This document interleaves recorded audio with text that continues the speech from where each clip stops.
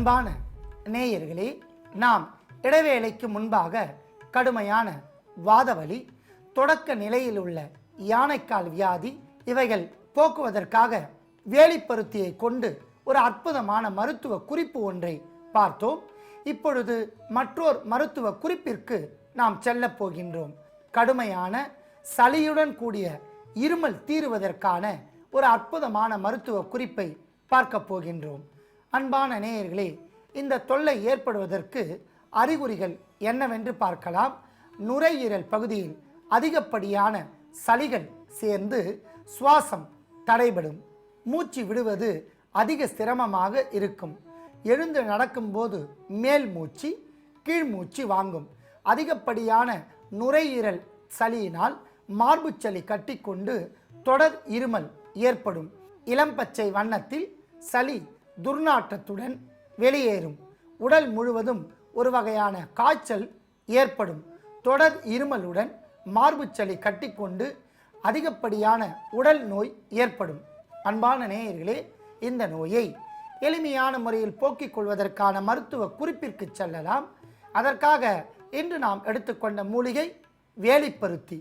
வேலிப்பருத்தி நுண்புழுக்களை கொல்லும், உடலில் உள்ள சளிகளை கரைக்கும், நுரையீரல் பகுதியில் இருக்கக்கூடிய பல வகையான நோய்களை போக்கும். ஆகையால் நாம் வேலிப்பருத்தி இலைகளையும் எடுத்து வைத்துள்ளோம். அடுத்ததாக நாம் எடுத்துக்கொண்ட மூலிகை நொச்சி. நொச்சி ஒரு கிருமி நாசினி. இது தலைபாரம், பீனிசம், ஆஸ்துமா, நுரையீரல் சளி இவைகளை போக்கும், வாத காய்ச்சலை படிப்படியாக குறைக்கும் என்பதால் நாம் நொச்சி இலைகளையும் எடுத்து வைத்துள்ளோம். அடுத்ததாக நாம் எடுத்துக்கொண்ட பொருள் நுணா தழை.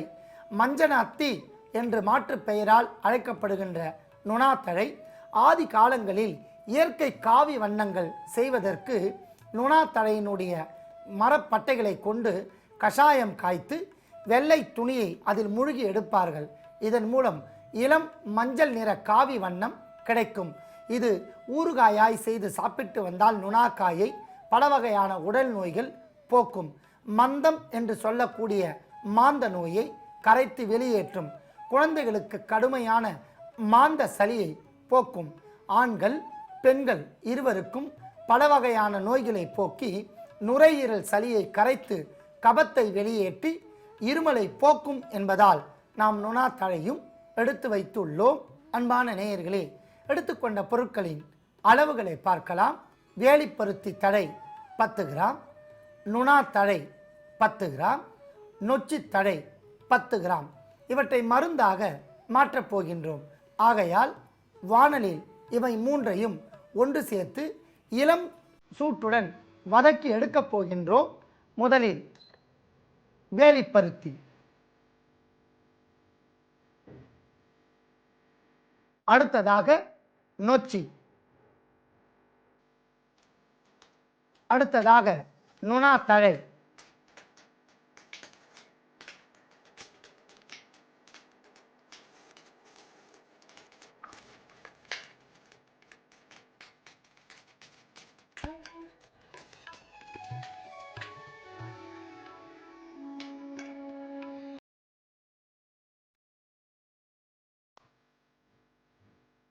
அற்புதமான முறையில் வாணலில் நாம் சேர்த்த ஒவ்வொரு மூலிகையும் நன்றாக சேர்ந்து வதங்கிவிட்டன. இதை நாம் எடுத்து அரைத்து சாறாக்கலாம்.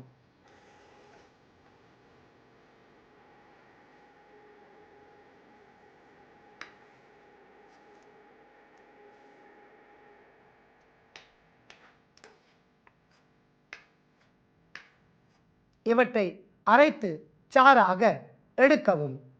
அன்பான நேயர்களே, வாணலில் நாம் சேர்த்து வதங்கிய வேலிப்பருத்தி, நுணா இலை, நொச்சி இலை இவைகளை வதக்கி எடுத்து அவற்றை நன்றாக கல்வத்தில் இடித்து சாறாக எடுத்துள்ளோம். இவை 3 இலைகளின் சாறாகும்.